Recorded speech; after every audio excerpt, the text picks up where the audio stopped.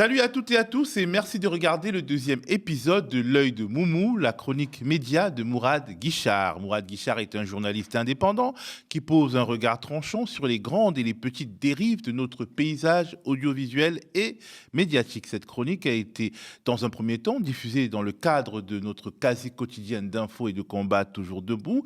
Après une période d'incubation, elle a pris son autonomie. N'hésitez pas à en parler autour de vous, à partager le lien de la vidéo YouTube et à faire connaître ce nouveau rendez-vous du média.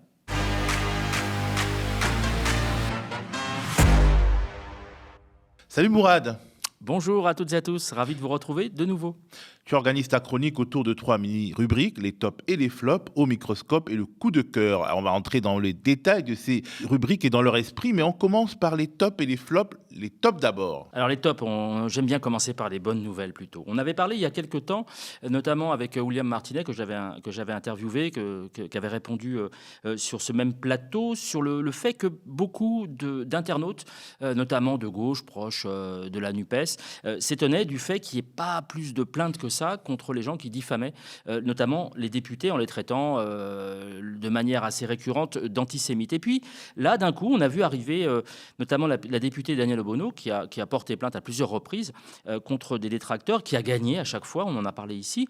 Et là, ces derniers temps, il y a eu de nouveau des plaintes qui ont été déposées, notamment par Aymeric Caron, contre Juliette Méadel, ancienne ministre dont on a tout à fait oublié et le portefeuille et l'action, et qui l'a traité d'antisémite sur un plateau sans être même contredite. Je vous propose d'abord d'écouter avant d'y revenir. Je vous laisse regarder cet extrait. Moi, je crois que la stratégie de la France insoumise, c'est un peu comme certains extrémistes d'extrême droite, de chercher le chaos. Bien sûr. Et donc, ils viennent à cet hommage parce qu'ils cherchent les huées. C'était frappant. Je les ai vus arriver. Aymeric Caron, qui, la veille, a fait une déclaration antisémite sur les ondes. Au moment où il arrive, il y a un groupe de gens qui sont là pour les huer et les caméras filment. Donc, déjà, les projecteurs se dirigent vers eux. Et au moment où ils rentrent, il y a des gens dans l'entourage qui vocifèrent contre la France insoumise à juste titre et qui, je l'ai vu, se précipitent dans les bras, vraiment physiquement, de Marine Le Pen en lui disant « Merci, vous, d'être là ». Donc, quel est le bilan de l'opération ? On a la France insoumise d'un côté qui, avec le Front National, organise un affrontement entre les deux extrêmes. Et ça va produire quoi ? Le chaos que et l'un et l'autre espèrent et qui fait plaisir à qui ? À des acteurs extérieurs et en particulier la Russie dont on va parler tout à l'heure. Le Donc Rassemblement ils organisent national, la effectivement. dislocation de l'État français et de la démocratie. Et je suis d'accord avec Georges Marc, c'est une stratégie pensée et cynique de prise de pouvoir. Alors, il y a eu cet épisode-ci, et puis Jean-Luc Mélenchon. On en a aussi parlé sur ce plateau. Je vais finir par croire que cette chronique a une certaine influence. Chez Aziza, Amin El-Khatmi donc, avait traité, je le cite, d'ordure antisémite Jean-Luc Mélenchon. Et pareillement, plusieurs militants, plusieurs personnes, plusieurs sympathisants de gauche se sont posé la question de savoir pourquoi Mélenchon n'attaquait pas. Si, finalement, il le fait, il a pris la décision. Il attaque Aziza et Amin El-Khatmi, donc l'ancien président du Printemps républicain qui maintenant est dans les bras de l'extrême droite. Il l'attaque, et d'ailleurs, Amin El-Khatmi, ce qui est assez drôle, c'est de voir qu'il a fait machine arrière, il a rétropédalé, puisqu'il dit que finalement, j'apprends qu'il m'a attaqué, mais je maintiens sur le fond, que Mélenchon est antisémite, et donc il ne maintient pas la forme, à savoir que c'est une ordure antisémite, donc à suivre, et naturellement, nous vous tiendrons informés. Alors, dans cette vidéo qu'on a vue là sur Méadel, c'est quand même assez extraordinaire parce que elle parle d'un chaos qui va faire plaisir à la Russie. Elle parle de dislocation, de volonté de dislocation de l'État français. Tout ça, ça manque quand même un peu, je trouve, de 5G, de Soros, de Bill Gates, de choses un peu plus complotistes. Et donc, c'est une ancienne cadre du Parti socialiste quand même. C'est une ancienne responsable. Je crois même qu'elle a été porte-parole. Je trouve ça assez tragique. Dans les autres tops, il y a cette séquence que je voudrais vous montrer parce que je trouve qu'elle est parlante. C'est Sandrine Bonner. Alors, il y a eu un hommage qui a été rendu. Je ne suis pas fan des hommages qui sont rendus de manière grandiloquente entre stars du cinéma ou de la musique. Mais enfin, il y a quand même il y a eu cet hommage à Lavilliers, le Stéphanois, qui a été rendu par Sandrine Bonner notamment, et qui évoque, elle, évoque ses origines sociales et dénonce les effets de la pauvreté, notamment elle évoque notamment la mort de son père, qui avait un travail excessivement lourd, excessivement dur, et je trouve que ça parle à notre temps, ça parle au débat sur les retraites, ça parle des questions de pénibilité au travail, et ça parle surtout du fait de ne pas oublier d'où on vient. Je vous laisse écouter et je vous explique juste après pourquoi j'ai voulu vous montrer cet extrait. Des horizons que je croyais moi aussi barrés là, par ces bars d'HLM où je vivais, bien que les joies de l'enfance, l'insouciance de l'adolescence, mes soleils étaient aussi très rares. Alors je t'écoutais. On me disait pas trop fort, papa dort. Aujourd'hui, je t'écoute haut et fort, puisque mon père repose. Alors, oui, mon père repose parce que l'acier l'a tué. Alors j'ai vu sur les réseaux sociaux notamment un commentaire qui m'a troublé, et c'est la raison pour laquelle notamment je voulais vous montrer cet extrait qui vraiment je trouve vraiment touchant. C'est la comparaison avec Rachida Dati. Alors en disant que Rachida Dati, donc la nouvelle ministre de la Culture, est toujours, d'ailleurs il faudrait qu'on en reparle de ça, toujours maire du 7e arrondissement de Paris. L'arrondissement, alors pour ceux qui ne connaissent pas bien Paris, le 7e arrondissement, contrairement à l'idée qu'on a, à savoir que le plus riche, le plus prospère arrondissement est le 16e arrondissement, en fait, c'est le 7e arrondissement qui est le plus riche de Paris, qui concentre le plus de richesses. Pour vous donner un ordre d'idée, c'est tout ce qui gravite à peu près autour de la Tour Eiffel. Sandrine Bonner, elle, a profité de sa notoriété, justement, pour rappeler ce que peuvent être comme souffrance la pauvreté et la précarité. Alors que Rachida Dati, elle, s'est appuyée tout le temps et a construit sa carrière politique en très grande partie sur le fait que c'était une femme, qu'elle venait d'un milieu pauvre, d'un milieu de prolétaires, immigrés, pour ne plus jamais y retourner et ne plus jamais s'en occuper. La preuve, c'est que dans son arrondissement, donc le 7e arrondissement, il n'y a que 3% de logements sociaux. Si elle avait ne serait-ce qu'un milligramme d'égard aux gens qui viennent du milieu dont elle vient elle-même, elle aurait notamment favorisé la construction de logements sociaux dans le 7e arrondissement, ce qui n'est absolument pas le cas. Dati a cheminé avec des gens comme Sarkozy, comme Éric Besson, qui menait les basses œuvres du sarkozysme. Et donc, elle a voulu faire partie de la famille, mais sauf que très concrètement, je vais vous faire écouter un commentaire de Tréhard, qui est un cadre de l'organe central du RPR. C'est-à-dire Le Figaro. Le Figaro, absolument, et qui en fait un portrait tout à fait délétère et qui la rappelle de manière terrible à ses origines. Je vous laisse écouter. Je dirais des gens qui s'identifient à elle, parce que c'est la petite beurette qui est montée dans les échelons, qui a réussi, et elle séduit beaucoup, elle séduit beaucoup. Il paraît qu'on l'appelle Queen D ou Dati Daniel. Alors, oui, quoi qu'on pense de Rachida Dati, ce sont des propos infâmes. C'est des propos infâmes, d'autant plus que le terme beurette a été cité il y a quelques années dans une enquête sur les sites pornographiques et qui montrait que le terme beurette était l'un des termes les plus recherchés sur les sites pornographiques, qui montre donc qu'il y a un petit problème quand même. Alors je ne sais pas si Tréhard fréquente les sites pornographiques, mais enfin il a quand même des références assez particulières. Alors, tu voulais évoquer avec nous plusieurs flops qui ont un point commun selon toi, c'est la propagande guerrière.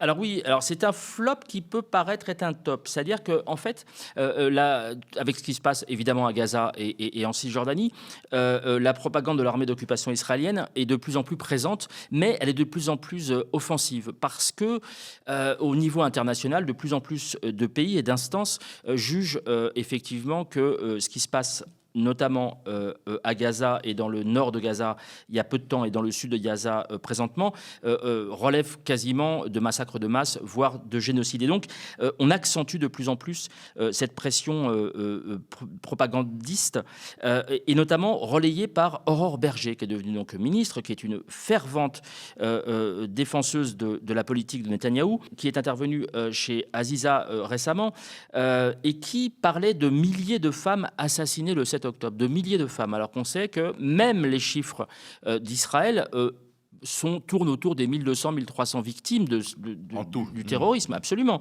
de cet acte terroriste. Mais elle, on parle de milliers de femmes assassinées. Et alors, évidemment, aucune contradiction de la part d'Aziza, de Frédéric Aziza, qui trouve tout ça tout à fait normal. Et en plus, elle vient condamner les associations féministes, alors qu'elle est chez Aziza, alias Fredo, la main baladeuse.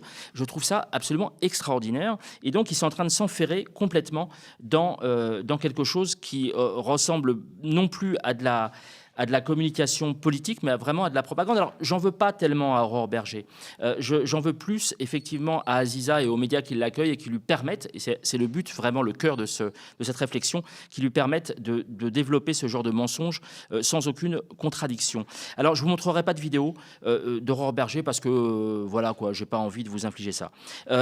Un autre exemple récent, c'est une certaine Sandra Ifra, que je ne connaissais absolument pas, qui est une obscure militante féministe d'un groupuscule féministe et qui a, elle, raconté quelque chose de tout à fait délirant, à savoir que 67 traces de sperme auraient été retrouvées sur une victime du Hamas. Je vous laisse écouter comment elle le présente. Ça, c'était évidemment un rappel des 3 otages, et vous êtes une des chaînes qui en parle régulièrement. Un petit peu plus haut, c'est parfait. Vraiment, parce qu'il ne faut pas les oublier. 3 hommes. Et puis surtout, donc là, ça fait 4 mois aujourd'hui, mais c'est ça qu'il ne faut pas oublier. C'est que ces femmes sont dans les tunnels. Là, nous sommes ici au chaud. Elles sont violées, massacrées, assassinées. On a retrouvé une petite fille de 13 ans et demi qui a été libérée et qui a dû être avortée. C'est dur à le dire, mais moi j'ai du mal à vous le dire. Il y a une autre femme qui a eu 67 spermes différents en elle. Voilà la réalité du terrain. Oui, Mourad, tout de suite, on est frappé d'effroi parce qu'effectivement, on sait qu'il y a eu des choses atroces ce 7 octobre. Absolument.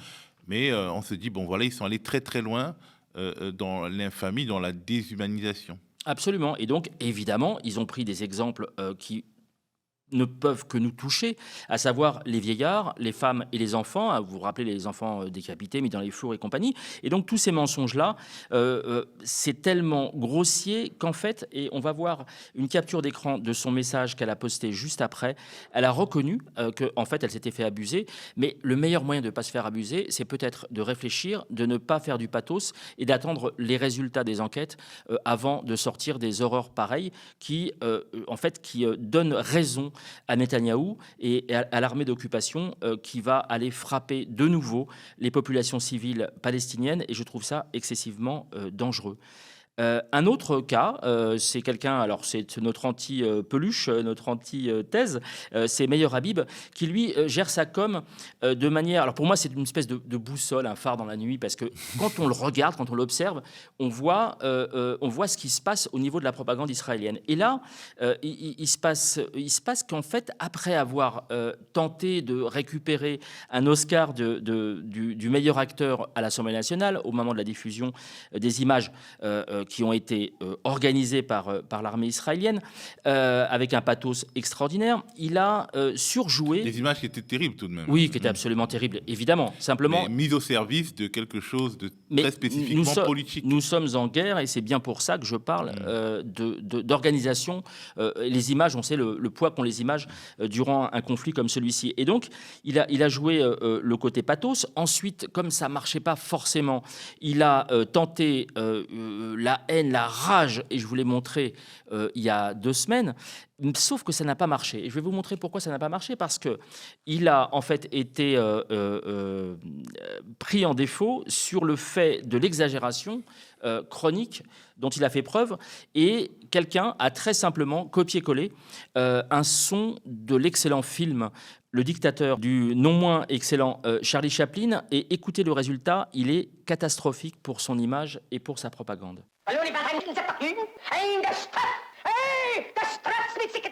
Voilà, donc là on voit le ridicule, la manière dont il est tourné en ridicule par les réseaux sociaux. Et donc, comme il y a eu cette outrance qui a mal tourné, il a finalement décidé de verser dans la candeur, mais toujours avec les mêmes bobards. Donc vraiment, j'attire votre attention. Il peut être très doux, très gentil. Ils peuvent être d'ailleurs tous très doux, très gentils, mais c'est toujours avec la même volonté de raconter une histoire qui n'a jamais existé. Je vous laisse écouter. Les images que nous avons vues, c'est l'horreur absolue. Des grands-mères violées devant leurs petits-enfants massacrés et brûlés. Une famille entière décimée.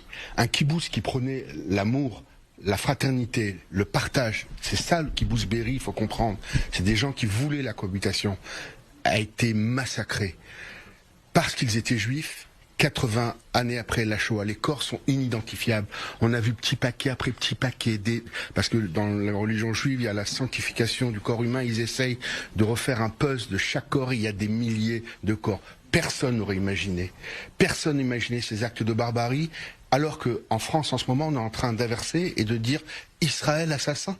Alors, tu as voulu t'apesantir, Mourad, dans ce qu'on pourrait appeler ton dossier du jour, ton dossier de la semaine, t'apesantir sur le monde enchanté des éditocrates et en particulier de l'une d'entre elles. C'est pas la plus en vue, mais pourtant, c'est une activiste et on va voir de quoi. Elle s'appelle Alba Ventura et elle officie sur RTL. Oui, alors tous les jours quasiment, elle vient distiller la bonne parole. On a un espèce de postulat, une espèce de mise en bouche, un décor qui est planté sur ces médiatiques. Vous allez voir, elle est avec ses copains éditocrates et elle va expliquer à quel point elle est complètement détachée de la vie politique. Elle n'a pas d'avis politique particulier, sauf peut-être pour un parti. Elle l'avoue à mi-mot, mais on va voir juste après à quel point elle est engagée. Si quelqu'un veut discuter, je sais pas moi, Éric Ciotti ou Jean-Luc Mélenchon, Jean-Luc Mélenchon c'est un peu compliqué avec moi, mais avec beaucoup d'autres journalistes. Alors on va commencer pour expliquer exactement qui elle est. On va voir une de ses chroniques où elle parle des insoumis qui étaient présents pour l'hommage aux victimes du 7 octobre et qui... parce que quelques familles avaient estimé, sans doute nourries par l'émotion, avaient estimé qu'ils n'avaient pas leur place puisqu'ils sont accusés d'antisémitisme depuis des semaines et des mois.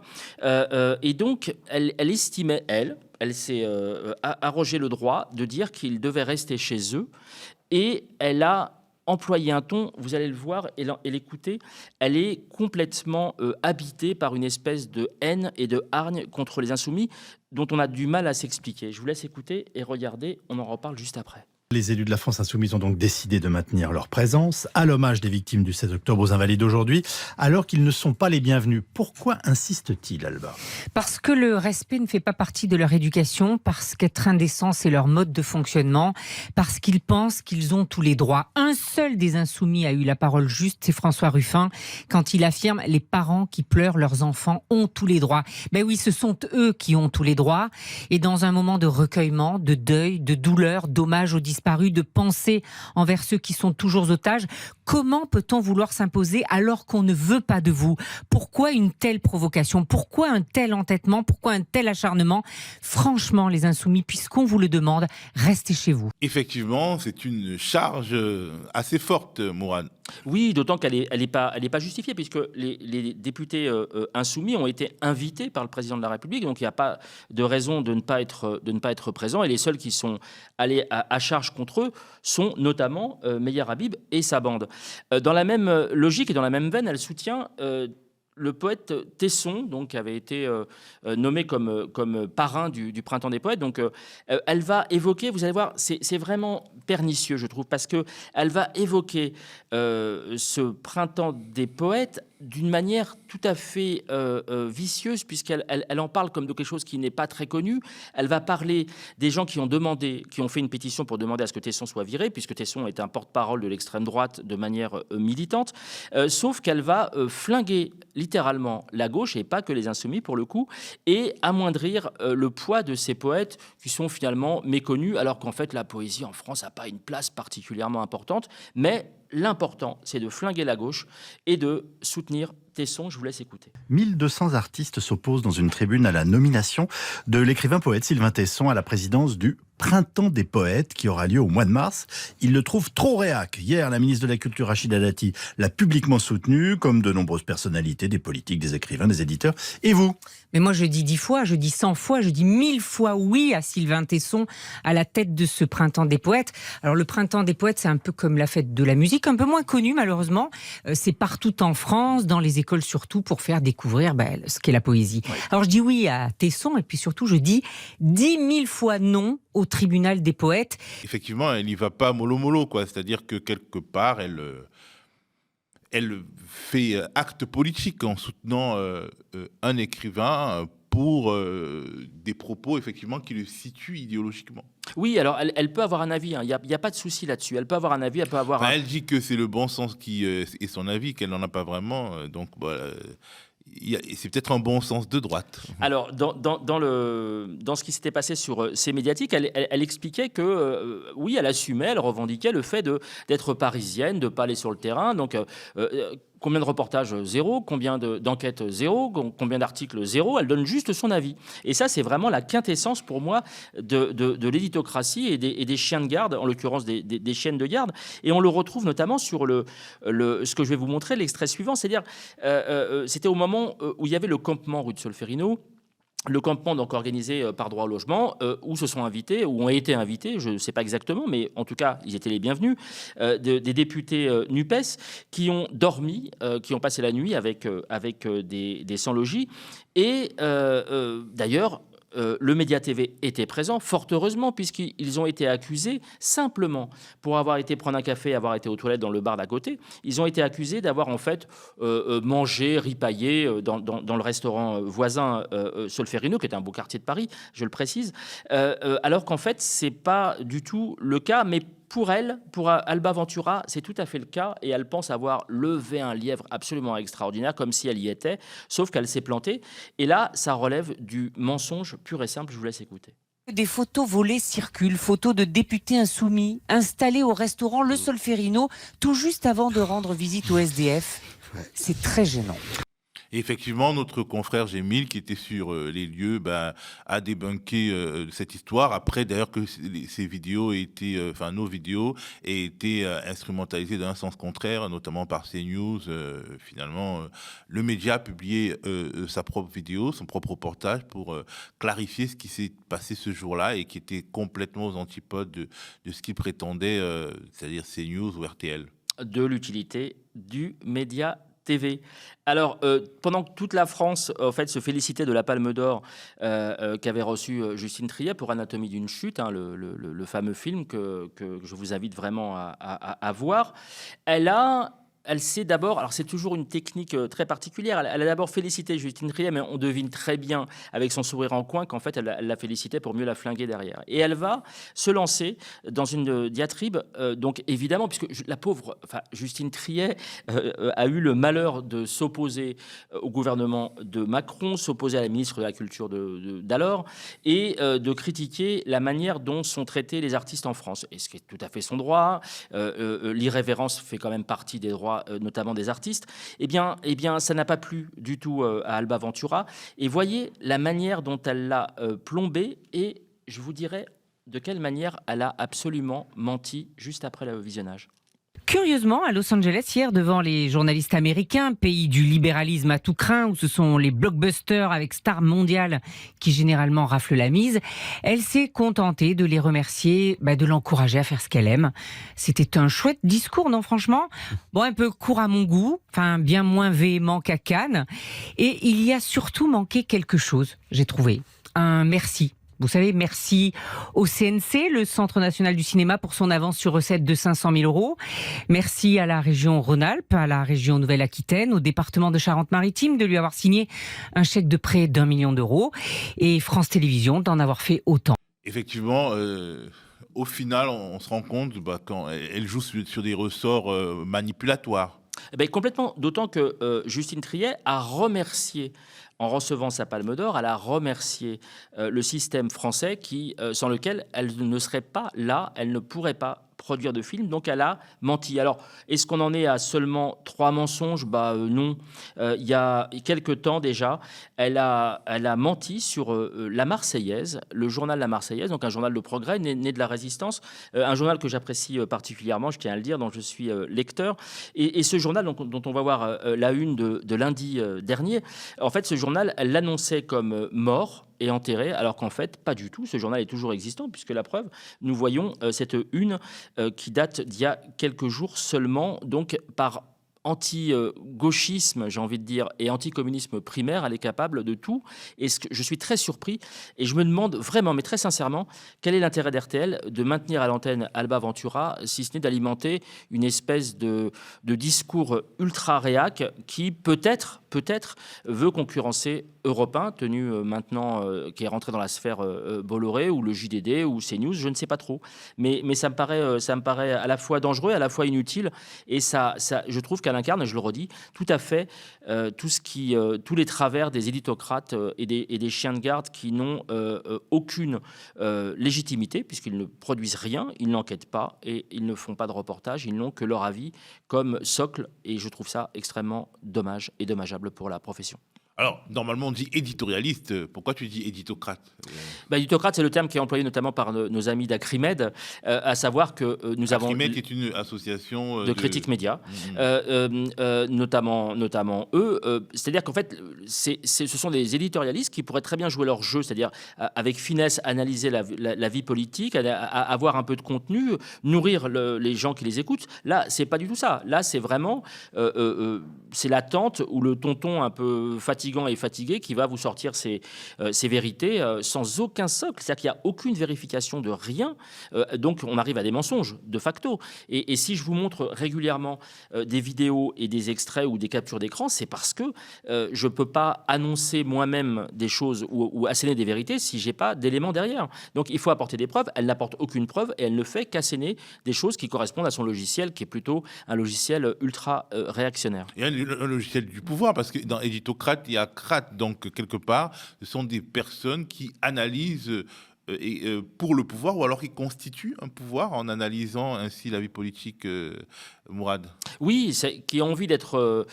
ils veulent faire partie de la famille au pouvoir, et donc en l'occurrence la Macronie, et qui sont invités, elle fait partie des gens qui sont invités à la table de Macron de manière assez régulière, sans toujours le dire, puisque nous avions notamment ici eu l'occasion d'en parler, à savoir qu'il y avait eu un fameux dîner avec des éditocrates en puissance, et ils n'avaient pas précisé après ce repas qu'ils y avaient participé, alors qu'ils avaient ils avaient donné des éléments de langage appris au cours de ce repas. Donc ils trompent littéralement leurs auditeurs, ils trompent leurs lecteurs, et ils sont toujours en place alors qu'en fait ils sont en service commandé et ils n'ont aucune utilité médiatique. C'est-à-dire qu'ils ne fournissent pas d'informations, ils sont là pour plaire au pouvoir, en espérant un retour, j'imagine, et en ayant ce plaisir de faire partie, je le redis, de la famille, et donc d'être dans ce milieu, dans cette sphère médiatico-politique qui leur plaît tant.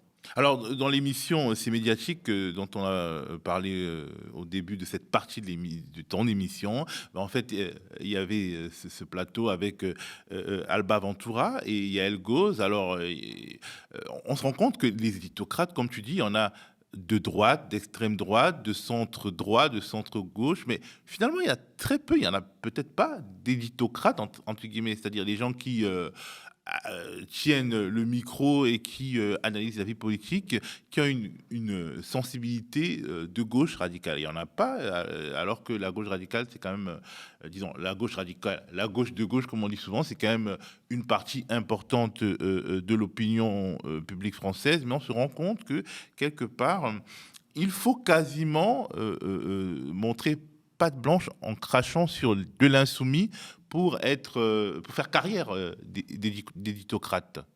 Christophe Barbier en est l'incarnation parfaite, effectivement. Il l'a encore fait récemment. Il s'est opposé à Léaumont, au député Léaumont, qu'il a par ailleurs traité d'antisémite, quasiment un mot à peine couvert. Donc oui, il y a cette espèce de... Et ils le reconnaissent effectivement dans l'émission C'est médiatique, qu'ils ne sont pas politiques, mais ils ont un problème avec les insoumis, les députés insoumis.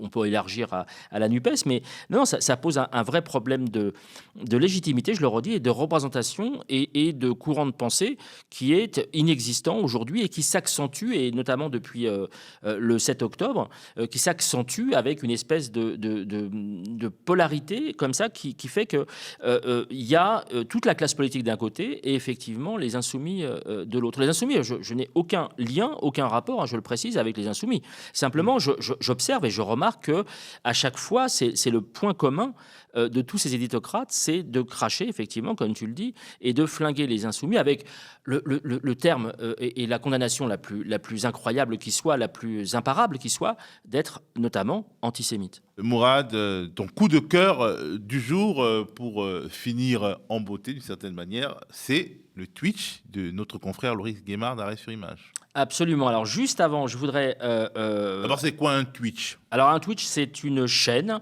qu'on trouve sur les réseaux sociaux, qu'on trouve en ligne. C'est une chaîne, on peut la voir en direct, on peut voir en direct, on peut interagir. Sur la plateforme Twitch, justement. Absolument, sur Twitch. On peut la voir en direct, on va vous mettre le lien, bien évidemment. On peut la voir en direct, on peut donc interagir avec la personne qui va parler, qui va échanger avec vous.